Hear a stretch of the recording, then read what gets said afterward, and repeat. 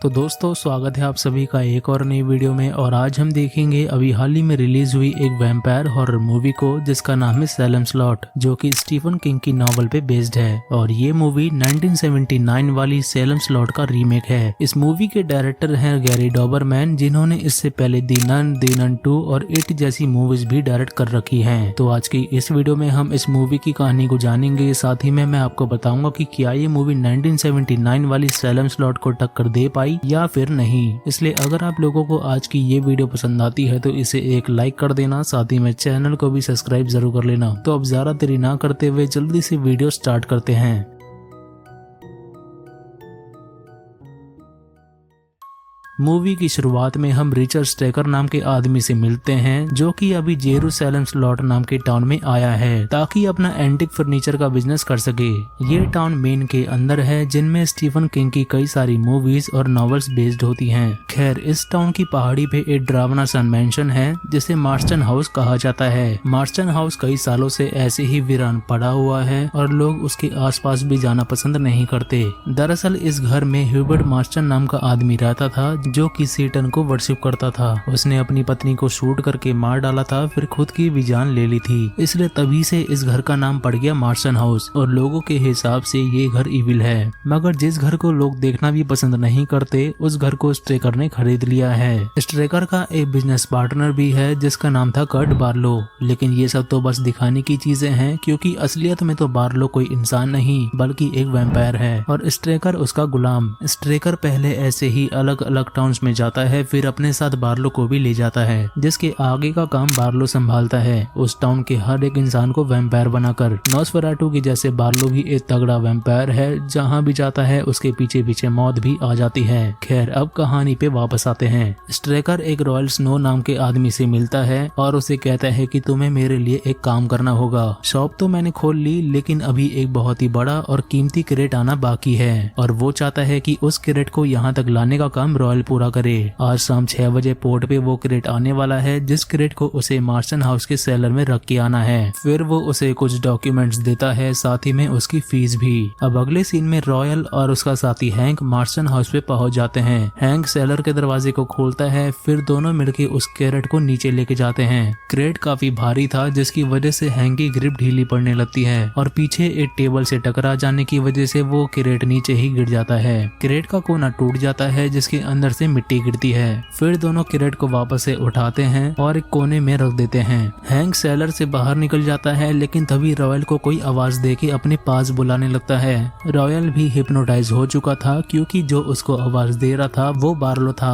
वही वैम्पायर। लेकिन तभी पीछे से हैंक उसको आवाज दे देता है, जिससे रॉयल अपने होश में आ गया और दोनों वहाँ से बाहर निकल जाते हैं। सेलर के बंद होते ही वहाँ पे अंधेरा हो जाता है और वो क्रेट भी खुल गया, जहाँ हम बार्लो को पहली बार देख पाते हैं। अब इसके अगले दिन हम एक कार के अंदर बेन मियर्स नाम के आदमी को बैठा हुआ देखते हैं, जो कि एक ऑथर था। वो एक नई किताब पे काम कर रहा है जिसका टॉपिक है मार्स्टन हाउस। इसलिए वो उसी हाउस के बाहर रुका हुआ था ताकि उसे इंस्पिरेशन ले पाए। और उसके कार के रेडियो से हमें पता लगता है कि ये साल 1975 चल रहा है। तभी वहाँ पार्किंस नाम का एक ऑफिसर आ गया, जो कि बेन से आके पूछता है कि क्या तुम खो गए हो। जिस बात पे बेन उसे कहता है कि नहीं, वो तो बस यहाँ पे साइट सीइंग करने के लिए आया है, क्योंकि एक टाइम पे वो इसी टाउन में रहा करता था। पार्किंस उससे कहता है कि देखो, तुम जो भी करो, बस इस टाउन में तुम्हारी वजह से कोई भी दिक्कत नहीं होनी चाहिए, क्योंकि जब भी कोई दिक्कत आती है तो मुझे काम करना पड़ता है और मुझे काम करना बिल्कुल भी पसंद नहीं है। ऐसा बोल के पार्किंस वहाँ से चल दिया। साथ ही में बेन भी अपनी गाड़ी को टाउन के अंदर ले लेता है और इस बोर्ड को देख के हमें पता लगता है कि इस टाउन की पॉपुलेशन है 1282। इस टाउन का पूरा नाम जेरूसलम स्लॉट था, जो कि अब मिट के सैलम स्लॉट हो चुका है। खैर, इसके बाद बेन भी उस टाउन के अंदर पहुंच जाता है। टाउन की सड़कों पे लोग बड़े मजे से घूम रहे थे, बच्चे भी स्कूल जा रहे थे और लोग खुशी से अपना अपना काम कर रहे थे, यानी कि टाउन में काफी रौनक है। लेकिन ये सारी रौनक कुछ दिनों में तबाह होने वाली है। गाड़ी चलाते चलाते बेन एक रियल एस्टेट के पास पहुंच जाता है, जिसके ठीक सामने स्ट्रेकर की शॉप थी, जो कि जल्द ही खुलने वाली है। बेन उस शॉप के अंदर जाता है, जहाँ उसे सूजन नाम की लड़की मिलती है, जो कि उसी की लिखी हुई किताब को पड़ रही थी। सूजन उसको देख के कहती है कि तुम कई देखे देखे से लगते हो, जिस बात पे बेन उससे पूछता है कि किताब कैसी है। सूजन उससे कहती है कि ये किताब तो काफी बढ़िया है, काश ये बुक कभी खत्म ही ना हो। मगर सूजन को अब भी पता नहीं लगता कि उसके सामने कौन खड़ा है। तभी इस शॉप का ओनर लैरी वहाँ पे आ जाता है, जहाँ बेन उससे पूछता है कि मार्स्टन हाउस में उसने किसी को देखा था, क्या वहाँ पे कोई रहता है। लैरी उसको बताता है कि वो घर 40 सालों से खाली पड़ा हुआ था, लेकिन उसे एक स्ट्रेकर नाम के आदमी ने खरीद लिया और सामने में जो शॉप देख रहे हो वो उसी की है। सूजन उससे पूछती है कि तुम्हें मार्स्टन हाउस के बारे में कैसे पता, जिस बात पे बेन उसे कहता है कि 9 साल की उम्र तक वो इसी टाउन में रहता था। फिर सूजन कहती है कि अच्छा तो शायद इसलिए ही तुम मुझे जाने पहचाने से लग रहे हो। लैरी बेन से उसका नाम पूछता है तो फिर कहीं जाके सूजन उसको पहचानती है। लैरी बेन को दबोचना चाह रहा था ताकि वो यहाँ पे कोई घर खरीद ले, लेकिन तभी सूजन उसको बता देती है कि एवा मिलर नाम की लेडी के पास कुछ घर रेंट के लिए खाली होंगे, जो कि रेल रोड स्ट्रीट पे है। इसलिए बेन एवा के पास पहुंच जाता है। एवा उसको उसका कमरा दिखा देती है और उसको बाकी सारी चीजें भी समझा देती हैं। खैर अब इसके बाद हम कुछ स्कूल के बच्चों को देखते हैं, जिनमें थे मार्क, डैनी और डैनी का छोटा भाई रेल्फी। मार्क इनको मैजिक ट्रिक दिखा रहा था, लेकिन तभी उस स्कूल का बुली वहाँ पे आ जाता है, जो कि मार्क को घूसा मार देता है। लेकिन मार्क भी कुछ कम नहीं था, वो उस लड़के से फाइट बैक करता है। ये सब कुछ एक मैट नाम का टीचर भी देख रहा था, जहाँ वो देखता है कि बाकी टीचर्स उसको रोक नहीं रहे थे, क्योंकि वो सब तो आपस में ही बात कर रहे थे। इसलिए मैट वहाँ पे पहुंच जाता है और उनकी लड़ाई रोकता है। अब स्कूल की छुट्टी हो जाने के बाद ये तीनों अपने घर पे जा रहे होते हैं, जहाँ स्ट्रेकर इनको अपनी शॉप के अंदर से देख रहा था। वहीं बेन भी एक लाइब्रेरी में बैठा हुआ था, जो कि मार्स्टन के बारे में रिसर्च कर रहा था। तभी सूजन भी अपनी माँ एन के साथ वहाँ पे आ जाती है, जहाँ की लाइब्रेरियन जिसका नाम मेबल था वो सूजन की दोस्त थी। उसने बेन के बारे में सब कुछ पहले से ही पता कर रखा था, जहाँ हमें पता लगता है कि 20 साल पहले बेन के माँ बाप की एक कार एक्सीडेंट में मौत हो गई थी। खैर इसके बाद दोनों माँ बेटी यहाँ से जाने लगती हैं, लेकिन सूजन मेबल को चिल्ला चिल्ला के बता रही थी कि आज वो घूमने के लिए जाने वाली है, लेकिन असलियत में तो वो बेन को हिंट दे रही थी, क्योंकि वो उसको पसंद करने लगी है। अब इसके बाद हम वापस से मार्क को देखते हैं, जिसके घर में डैनी और रेल्फी भी रुके हुए थे। मार्क के कमरे में ढेर सारी हॉरर मूवी के पोस्टर्स चिपके हुए थे, क्योंकि मार्क एक बहुत ही बड़ा हॉरर फैन है। अब जल्द ही अंधेरा होने वाला था, इसलिए डैनी रेल्फी को घर चलने के लिए बोलता है, क्योंकि अगर अंधेरा हो गया तो रेल्फी को डर लगेगा। इस बात पे मार्क उसको एक फ्लूट देता है और उसे कहता है कि जब भी तुम्हें डर लगे तो इस फ्लूट को बजाना, इससे तुम्हारी सांसें कंट्रोल हो जाएंगी और तुम्हें डर नहीं लगेगा। फिर दोनों भाई अपने घर की ओर चल देते हैं, लेकिन तभी स्ट्राइकर अपनी कार को लेके इनके पीछे आ जाता है। वो इनसे लिफ्ट के लिए पूछता है, लेकिन डैनी मना कर देता है। फिर दोनों भाई शॉर्टकट लेने के लिए जंगल की ओर चल देते हैं। वो दोनों रास्ते में बातें करते हुए जा रहे थे, लेकिन तभी स्ट्राइकर पीछे से रेल्फी को पकड़ के ले जाता है। फिर जैसे ही डैनी को पता लगता है कि उसका भाई गायब हो चुका है, तो वो पैनिक करने लगता है। वहीं हम देखते हैं कि स्ट्राइकर रेल्फी को मार्स्टन हाउस ले गया था, ताकि वो बार्लो को उसका सबसे पहला शिकार दे सके, और रेल्फी को वैम्पायर बनाने के बाद ही इस टाउन में ये सारी चीजें फैलने लगेंगी। रेल्फी एक बोरे के अंदर बंद था, जिसके अंदर से हम थोड़ा बहुत बार्लो को देख पाते हैं, जिसके सर पे बाल नहीं थे और वो थोड़ा ग्रीन एंड येलोइश कलर का वैम्पायर था, जो कि रेल्फी का सारा खून पी जाता है। इसके बाद हम बेन और सूजन को देखते हैं, जो कि साथ में मूवी देखने आए थे। यहाँ सूजन बताती है कि वो यहाँ की रहने वाली नहीं है, बल्कि वो बॉस्टन से है, और जैसे ही उसको रियल एस्टेट लाइसेंस मिल जाएगा तो वो यहाँ से चले जाएगी। फिर बेन भी उसको अपने पेरेंट्स के बारे में बताता है। दूसरी तरफ हम फादर कैलन से मिलते हैं, जिनको पार्किंस ने लॉकअप में रखा हुआ था, क्योंकि उन्होंने पिछली रात पी ली थी, इसलिए वो फादर को उनके घर न ले जाकर लॉकअप में लेके आ गया। पार्किंस फादर को रेल्फी के बारे में बताता है कि वो कल रात से गायब है। पार्किंस ने रेल्फी को ढूंढने का काम शुरू करवा दिया है, देखते हैं अब आगे क्या होता है, ऐसा वो फादर से कहता है। अब इस बात को 1 हफ्ते हो चुके थे और हम टाउन के कुछ लोगों को देखते हैं, जो कि रेल्फी को ही ढूंढने में लगे थे। उनके साथ मैट और बेन भी थे, साथ ही में एक लड़का भी था, जो कि बेन को गुस्से से घूर रहा था, क्योंकि सूजन पहले उसकी गर्लफ्रेंड थी, जो कि फिलहाल अब बेन को डेट कर रही है, इसलिए ही वो लड़का बेन के यहाँ आने से खुश नहीं है। यहाँ पे बेन मैट से पहली बार मिलता है और मैट उसको बताता है कि वो एक स्कूल टीचर है और उसने उसकी किताबें भी पढ़ी हैं, जो कि काफी अच्छी होती हैं। वहीं रेल्फी के माँ बाप भी परेशान हो चुके थे, लेकिन रेल्फी का कुछ पता नहीं चलता।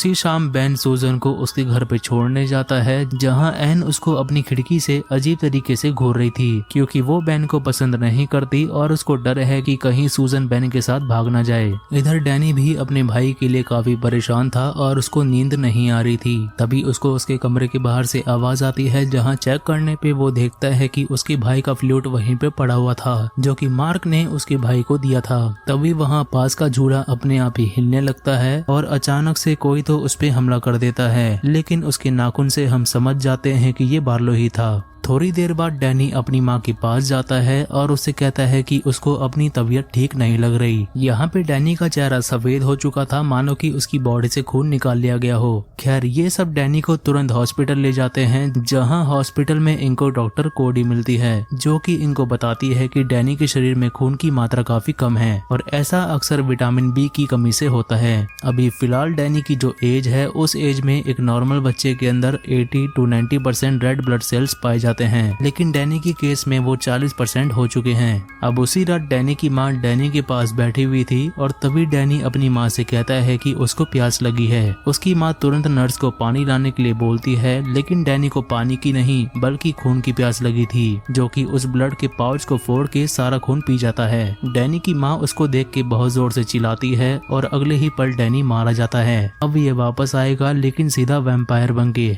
अब इसके अगले दिन डैनी का फ्यूनरल किया जाता है और उस कब्रिस्तान का केयर टेकर, जिसका नाम माइक था, वो पेड़ के पीछे जाके वेट करता है ताकि इनके जाने के बाद वो उस कॉफिन को गाड़ दे। लेकिन माइक की आंखें कब लग गई उसको पता ही नहीं चला और बाकी सब भी वहाँ से जा चुके थे, लेकिन डैनी का कॉफिन ऐसे ही पड़ा हुआ था। इतना ही प्यार था अपने बेटे से तो कॉफिन को गाड़ के जाते ना। सारे लॉजिक की माँ बहन कर दी इन्होंने मूवी के अंदर। खैर अब माइक उसके कॉफिन पे मिट्टी डालने लगता है, लेकिन तभी उसको कॉफिन के अंदर से डैनी की आवाज आती है, जो कि उससे मदद मांगता है और उसको बाहर निकालने के लिए बोलता है। माइक कॉफिन को खोल भी देता है, लेकिन डैनी तो मरा हुआ ही था। माइक फिर से मिट्टी डालना चालू करता है, लेकिन इस बार डैनी की बॉडी ही कॉफिन से गायब हो जाती है। फिर माइक जैसे ही पीछे मुड़ता है तो डैनी उस पे हमला कर देता है और उसका थोड़ा सा खून पी लेता है, क्योंकि डैनी अब वैम्पायर बन चुका था। इसके अगले दिन मैट अपने स्कूल में बैन को लेके जाता है ताकि वो अपने स्टूडेंट्स को बैन से मिलवा सके। बैन उन सभी बच्चों से बातचीत करता है। फिर छुट्टी होने के बाद दोनों आपस में डैनी के बारे में बात करते हैं। बैन मैट से कहता है कि ये बच्चे इस खबर से कैसे डील कर रहे हैं। मैट कहता है कि ठीक वैसे ही जैसे पूरा टाउन डील कर रहा है, इस चीज के बारे में बात ना करके, जैसे कि कभी कुछ हुआ ही ना हो। खैर उसी शाम मैट एक बार में जाता है, जहाँ एकदम कोने की टेबल पे उसको माइक बैठा हुआ मिलता है। वो काफी अंधेरे में बैठा हुआ था और जब मैट उसको चेक करने जाता है तो वो देखता है कि माइक का चेहरा सफेद पड़ा हुआ था, यानी कि कुछ टाइम में इसका खेल भी खत्म होने वाला है। वो उसको अपने घर पे लेके जाता है ताकि माइक थोड़ा आराम कर सके। घर पहुंच के वो उसको दवाई देता है, जहां वो माइक की गर्दन पे कुछ दांतों के निशान नोटिस करता है। वो माइक से उन निशानों के बारे में पूछता है, लेकिन माइक को तो उनके बारे में कुछ नहीं पता और इस वक्त तक मैट को कहीं ना कहीं शक हो चुका था कि ये काम पक्का किसी वैम्पायर का ही है।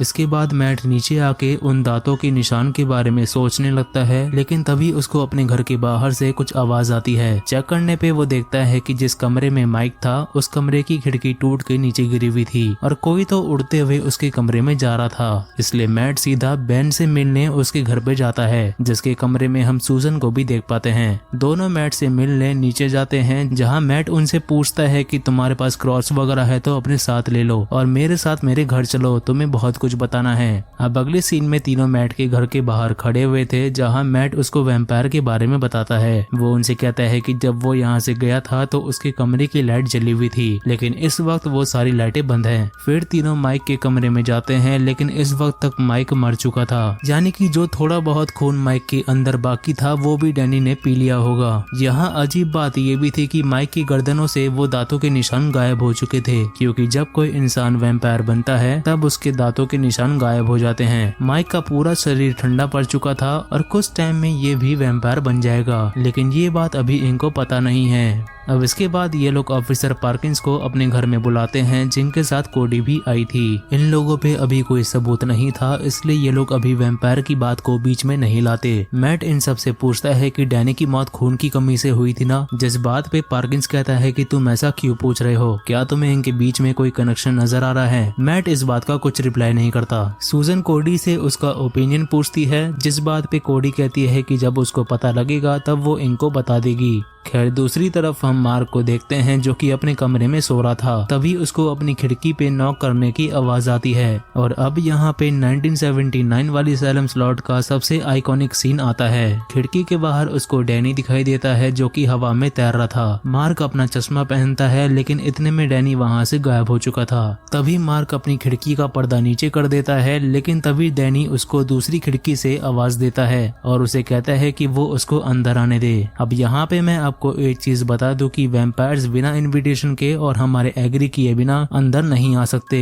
खैर मार्क फिर से अपनी खिड़की का पर्दा नीचे करने जा रहा था, लेकिन डैनी मार्क को हिप्नोटाइज कर देता है, जिस कारण मार्क ने खिड़की को खोल दिया। डैनी के अंदर आते ही मार्क अपने होश में आ जाता है और उसको अपने पीछे में एक क्रॉस मिलता है, जिसकी मदद से वो डैनी को वहाँ से भगा देता है। मार्क तुरंत खिड़की को बंद कर लेता है और जैसा कि मार्क हॉरर मूवीज का बहुत बड़ा फैन था, इसलिए उसके पास वैम्पायर्स की कॉमिक्स थी, जिनसे वो वैम्पायर्स के बारे में इंफॉर्मेशन निकालने लगता है, जैसे कि वैम्पायर्स क्रॉस से डरते हैं, वुडन स्टेक को उनके दिल में घुसा दिया जाए तो उनको मारा जा सकता है और डायरेक्ट सनलाइट से वो जल भी सकते हैं। अब दूसरी तरफ मैट भी वैम्पायर्स के बारे में पढ़ रहा होता है, जहां अचानक से उसके पीछे माइक आ जाता है, जो कि अब वैम्पायर बन चुका था और उसकी आंखें चमक रही थी। मगर इससे पहले कि वो मैट को कुछ करता, उससे पहले ही मैट एक क्रॉस उसके सामने ले आता है, जिससे माइक दीवारों पे जाके चिपक गया, जिसके बाद वो अंधेरे में जाके छिप जाता है। मैट उसको ढूंढने जाता है, जहां वो क्रॉस अभी भी चमक रहा था, क्योंकि वैम्पायर उसके आसपास ही है। तभी पीछे से माइक उस पे हमला कर देता है, जो कि मैट को सीधा सीढ़ियों से नीचे गिरा देता है, जिससे वो क्रॉस भी दूर जाके गिर गया। मगर सही टाइम पे मैट उस क्रॉस को उठा लेता है, जिसका इस्तेमाल करके वो माइक को वहां से भगा देता है। इसके अगले दिन एक नर्स कोडी को बताती है कि डैनी की माँ भी मारी जा चुकी है, जिनकी मौत भी खून की कमी होने से हुई थी। साथ ही में इनको ये भी पता लगता है कि माइक की बॉडी मुर्दा घर से गायब हो चुकी थी, इसलिए इस बारे में बात करने के लिए कोडी मैट के घर जाती है, लेकिन वहाँ वो मैट को जख्मी हालत में पाती है। कोडी उससे पूछती है कि आखिर ये सब चल क्या रहा है, लोग एक एक करके मर रहे हैं और माइक की बॉडी भी अब गायब हो चुकी है। मैट बेन और सूजन को भी वहाँ पे बुला लेता है, जहाँ वो सब कुछ रिवील करता है और उनसे कहता है कि वैम्पायर्स को हम वुडन स्टेक, गार्लिक, क्रॉसेस और व्हाइट रोजेस की मदद से हरा सकते हैं। लेकिन जब उसने एक फ्लावर शॉप पे जाके व्हाइट रोजेस के बारे में पूछा, तो उसको पता लगा कि स्ट्रेकर ने सभी व्हाइट रोजेस को खरीद लिया है, इसलिए उसको लगता है कि बार्लो पक्का एक वैम्पायर है और स्ट्रेकर बार्लो के साथ मिला हुआ है। कोडी इन सब बातों पे भरोसा करने के लिए तैयार नहीं थी, क्योंकि सबूत के नाम पे बस इनके पास एक मिसिंग डेड बॉडी है। मैट कहता है कि माइक ने ही कल रात उस पे हमला करा था, जो कि अब एक वैम्पायर बन चुका है, इसलिए ही उसकी बॉडी मिसिंग है। कोडी कहती है कि अगर ऐसा सच में है तो डैनी की माँ भी वैम्पायर बनेगी, इसलिए आज रात ही हम उसकी माँ की डेड बॉडी के पास जाएंगे। मैट कहता है कि तुम लोग जाओ, मुझे अभी थोड़ी और इन्फॉर्मेशन निकालनी है बार्लो और स्ट्रेकर के बारे में। अब अगले सीन में हम टाउन को देखते हैं, जिसकी सड़कों पे बहुत कम लोग थे। मैट स्ट्रेकर की शॉप के बाहर खड़ा हुआ था, जहां वो सूजन की मां एन को स्ट्रेकर के साथ डांस करता हुआ देखता है, जहां एन उससे पूछ रही थी कि मिस्टर बार्लो कब आएंगे। दूसरी तरफ हम मार्क को देखते हैं, जो कि मास्टन हाउस के सेलर में एक वुडन स्टेक लेके पहुंच चुका था। वो वहां बार्लो को ही ढूंढ रहा था, लेकिन तभी मैट भी वहां पे पहुंच जाता है। दोनों आपस में बार्लो के बारे में बात कर रहे थे कि तभी स्ट्रेकर वहां पे आके सेलर के दरवाजे को बंद कर देता है। दोनों पैनिक होके वहां से बाहर निकलने का रास्ता ढूंढते हैं, लेकिन ये लोग देखते हैं कि सेलर से ऊपर कमरे में जाने के लिए सीढ़ियां ही नहीं थी, इसलिए मैट मार्क को ऊपर पहुंचाने में उसकी मदद करता है, उसको धक्का देके। मगर इससे पहले कि मैट भी ऊपर आता, बार्लो पीछे से उसको काट लेता है, साथ ही में स्ट्रेकर मार्क को पकड़ के वहां से ले जाता है। अब दूसरी तरफ ये तीनों डैनी की माँ ग्लिक के पास पहुंच चुके थे, जहाँ सूजन कोडी से पूछती है कि अगर ये सच में उठ गई तो हम खुद को कैसे बचाएंगे। कोडी वहां से स्टिक्स उठाती है ताकि उनसे क्रॉस बना सके, लेकिन तभी अचानक से ग्लिक की चप्पल नीचे गिर जाती है, जिसके अगले ही पल वो वैम्पायर बन के उठती है। बेन और सूजन जल्दी से क्रॉस बनाने का ट्राई करते हैं और ग्लिक अपने बेटे डैनी को आवाज दे रही थी कि बेटा तुम कहाँ पे हो, तुम्हारी माँ तुम्हें बुला रही है। इधर स्टिक से क्रॉस बनाने पे भी कुछ नहीं हो रहा था, इसलिए कोडी सूजन को उसके बैग से टेप निकालने के लिए बोलती है। फिर सूजन उस क्रॉस पे टेप लगाती है और बेन भी कुछ बाइबल के वर्सेस पढ़ता है, जिससे वो क्रॉस ग्लो करने लगा। तभी ग्लिक कोडी पे हमला कर देती है और उसके गले में काट भी लेती है। बेन उस क्रॉस को ग्लिक पे लगा देता है, जिससे ग्लिक को काफी दर्द होता है और वो हवा में ही गायब हो जाती है। इसके बाद कोडी इनको तुरंत उसका बैग लाने के लिए बोलती है और खुद को रैबिस का शॉट देती है। साथ ही में वो एक क्रॉस को लेके बैठ जाती है। अब कोडी वैम्पायर बनेगी या फिर नहीं, ये तो थोड़ी देर बाद ही पता लगेगा। खैर, इसके बाद ये तीनों मैट के घर पे जाते हैं, लेकिन ये लोग देखते हैं कि मैट के घर के ऊपर माइक और डैनी खड़े हुए थे, जिनको देख के इनको समझ में आ गया कि इन्होंने यहाँ आने में देरी कर दी और मैट भी अब वैम्पायर बन चुका होगा। अब इसके अगले दिन हम मार्क को देखते हैं, जिसको स्ट्रेकर ने बांध के लटका रखा था, लेकिन मार्क जैसे तैसे खुद को छुड़ा लेता है। तब स्ट्रेकर उसके कमरे में आता है, जहाँ मार्क उस पे हमला करके उसको जान से ही मार देता है। सिर्फ 2 अटैक में इसने इतने बड़े इंसान को मार दिया, कुछ ज्यादा ही नहीं दिखा दिया ये। खैर, इसके बाद हम चर्च में इन तीनों को फादर कैलन के साथ देखते हैं, जहाँ ये लोग फादर को भी सब कुछ बता देते हैं। तभी वहाँ मार्क भी आ जाता है, जो कि इनसे कहता है कि वो बार्लो को मारने जा रहा है और वो यहाँ पे होली वाटर लेने आया है। जिस बात पे ये लोग कहते हैं कि हम भी तुम्हारे साथ चलेंगे। इस मूवी का सीन तो अलग ही चल रहा है, बड़ों का काम बच्चे संभाल रहे हैं। खैर, अगले सीन में ये लोग मास्टन हाउस पहुंच जाते हैं, लेकिन वहाँ स्ट्रेकर की बॉडी इनको कहीं नहीं मिलती। फिर ये लोग उसी सेलर में जाते हैं, जहाँ मैट बेन बे हमला कर देता है, जो कि वैम्पायर बन चुका था। वो इनसे कहता है कि आज रात तुम्हारी बची हुई फैमिली भी खत्म हो जाएगी। अब इससे पहले कि मैट बेन को मारता, उससे पहले ही सूजन सेलर के दरवाजे को खोल देती है, जिससे धूप अंदर आ जाती है और मैट का हाथ जल जाता है। सभी वहाँ से भागते हैं, लेकिन जाने से पहले बेन मैट के दिल में वुडन स्टेक घुसा देता है ताकि मैट आजाद हो जाए। अब ये लोग अपनी अपनी फैमिली को बचाने के लिए वहाँ से निकल के टाउन में जाते हैं, मगर अंधेरा होने में सिर्फ आधा घंटा ही बाकी था। ये लोग डिसाइड करते हैं कि अपनी अपनी फैमिली को लेके ये लोग चर्च में आएंगे, क्योंकि वैम्पायर चर्च के अंदर नहीं आ सकते। सूजन की माँ को लेने के लिए बेन उसके साथ जाता है। कोडी उस ऑफिसर पार्किंस के पास जाती है और मार्क के माँ बाप को साथ लाने के लिए फादर उसके साथ जाते हैं। यहाँ पे हम टाउन का हाल देख पाते हैं, जहाँ घरों के बाहर दूध ऐसे ही पड़ा हुआ था और न्यूज़पेपर भी किसी ने छुए नहीं थे, क्योंकि आधे से ज्यादा टाउन खत्म हो चुका है। इधर कोडी पार्किंस को अपने साथ चलने के लिए बोलती है, लेकिन पार्किंस तो टाउन छोड़ के जा रहा था और उसे कहता है कि पूरा टाउन खत्म हो चुका है और तुम्हारे लिए यही अच्छा होगा कि तुम भी यहाँ से चली जाओ। दूसरी तरफ सूजन अपनी माँ को लेने के लिए जाती है, लेकिन उसकी माँ तो पहले ही बार्लो से इन्फ्लुएंस होके उसकी सर्वेंट बन चुकी थी। तभी वहाँ एक वैम्पायर सूजन को काट लेता है, मगर सही टाइम पे बेन भी वहाँ पे पहुँच के सूजन को बचा लेता है और अपने साथ ले जाता है। दूसरी तरफ फादर मार्क के माँ बाप को समझाने में लगे हुए थे, लेकिन इन दोनों को तो पता ही नहीं है कि आखिर टाउन में चल क्या रहा है। तभी कोई इनके डोर पे आके नॉक करता है, जिसे चेक करने के लिए मार्क के पिता बाहर चले जाते हैं। उनके बाहर जाते ही खुद बार्लो वहाँ पे आ जाता है, जो कि मार्क की माँ को काट डालता है और उसके पिता को भी किसी और वैम्पायर ने काट लिया था।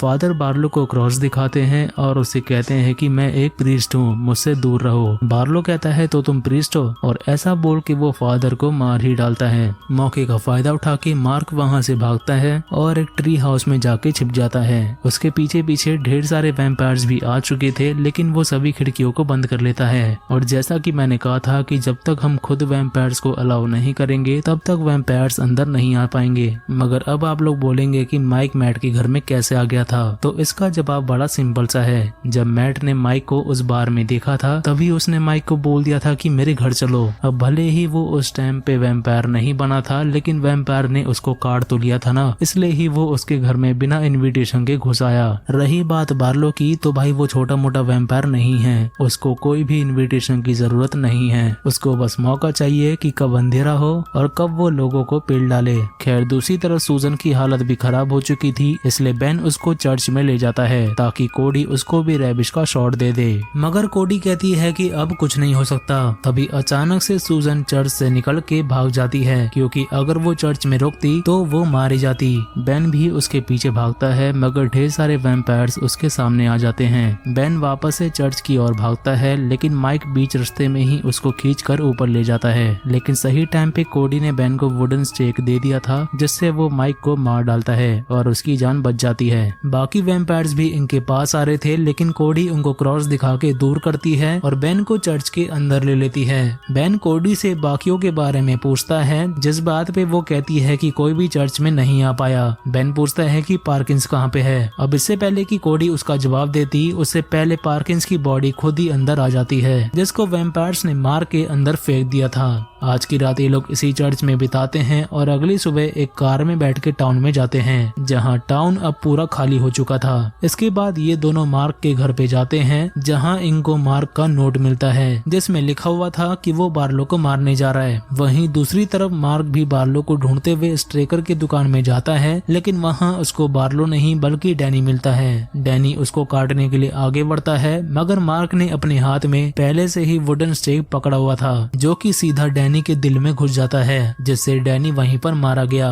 दुकान से बाहर निकल के उसको कोडी और बेन भी मिल जाते हैं, जहां बेन उससे कहता है कि हम टाउन छोड़ के जा रहे हैं और तुम्हें भी हमारे साथ चलना होगा। मगर मार्क तो बार्लो को मार के ही मानेगा। वो इनसे कहता है कि अगर उन्होंने ऐसा नहीं करा तो बार्लो बाकी शहर भी तबाह कर देगा, इसलिए ये दोनों इसकी बात मान लेते हैं। यहीं पर बेन एक चीज नोटिस करता है कि पूरे टाउन में एक भी गाड़ी नजर नहीं आ रही थी, क्योंकि ये सारी गाड़ियां उसी थिएटर वाले ग्राउंड में खड़ी हुई थी। बेन वहां पहुंच के सूजन की गाड़ी को चेक करता है तो उसमें उसको सूजन सोती हुई मिलती है, यानी कि यहाँ पे जितनी भी गाड़ियां खड़ी हैं उन सब के अंदर वैम्पायर सो रहे हैं। कोडी बेन से सूजन को मार देने के लिए बोलती है ताकि वो आजाद हो जाए, मगर बेन ऐसा नहीं कर पाता, इसलिए कोडी खुद सूजन को मारने के लिए आगे बढ़ती है। मगर इससे पहले कि कोडी कुछ करती, उससे पहले ही सूजन की माँ शॉटगन से कोडी को मार डालती है, जो कि अब बार्लो की सर्वेंट बन चुकी है और दिमाग इसका पूरी तरह से खराब हो चुका है। वो इन दोनों से बचने के लिए गाड़ियों के नीचे छिप जाते हैं, लेकिन तभी बेन देखता है कि सनसेट होने वाला है और एक एक करके सभी वैम्पायर्स गाड़ियों की डिक्की से बाहर निकल रहे थे। दोनों इनसे बचने के लिए सनलाइट की तरफ भागते हैं, लेकिन कुछ वैम्पायर्स बेन को पकड़ लेते हैं। अब इनसे बचने के लिए मार्क एक गाड़ी चलाने लगता है और उस थिएटर के स्क्रीन के सभी स्टैंड तोड़ देता है और वापस से धूप आने की वजह से वैम्पायर्स जल के मारे जाते हैं। तभी इतने में सूजन की माँ ने बेन पे शॉटगन तान दी थी, मगर मार्क उसको भी ठोक देता है। लगता है ट्रेनिंग सलमान खान से ली थी। खैर, खेल अभी खत्म नहीं हुआ था, क्योंकि बार्लो का कॉफिन वहीं पर मौजूद था, जिसमें से वो कभी भी बाहर निकल सकता था। ये दोनों उस कॉफिन को धूप में लेके आते हैं और उसको खोलने का ट्राई करते हैं, लेकिन लाख कोशिश करने के बाद भी वो कॉफिन इनसे खुलता नहीं है, क्योंकि वो कॉफिन काफी ज्यादा भारी था। इतने में सनसेट भी हो चुका था और कॉफिन के ऊपर से धूप हट जाती है। ये दोनों भी स्टेक लेके तैयार हो जाते हैं, ताकि जैसे ही बार्लो बाहर आए तो ये दोनों उसको मार दें। मगर बार्लो इतनी तेजी से बाहर निकलता है कि इनको कुछ करने का मौका ही नहीं मिलता।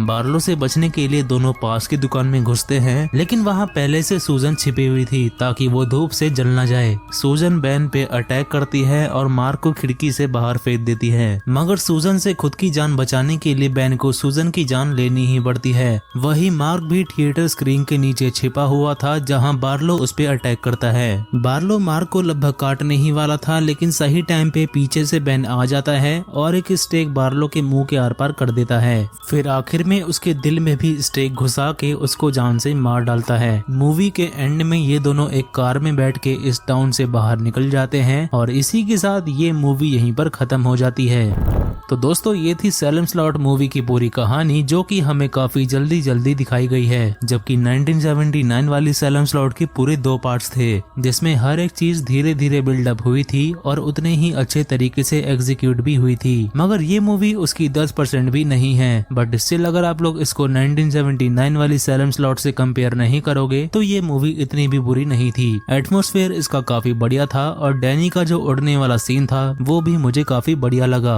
आप इस मूवी के बारे में क्या सोचते हैं और क्या आपको ये मूवी पसंद आई, कमेंट्स में जरूर बताना। वीडियो पसंद आई है तो इसे एक लाइक कर देना और ऐसे ही हॉरर मूवी से रिलेटेड कंटेंट देखने के लिए चैनल को सब्सक्राइब करके बेल आइकन को ऑल पे सेट जरूर कर लेना। बाकी मैं मिलता हूँ आप लोगों से अगली वीडियो में, तब तक के लिए thanks for watching and take care.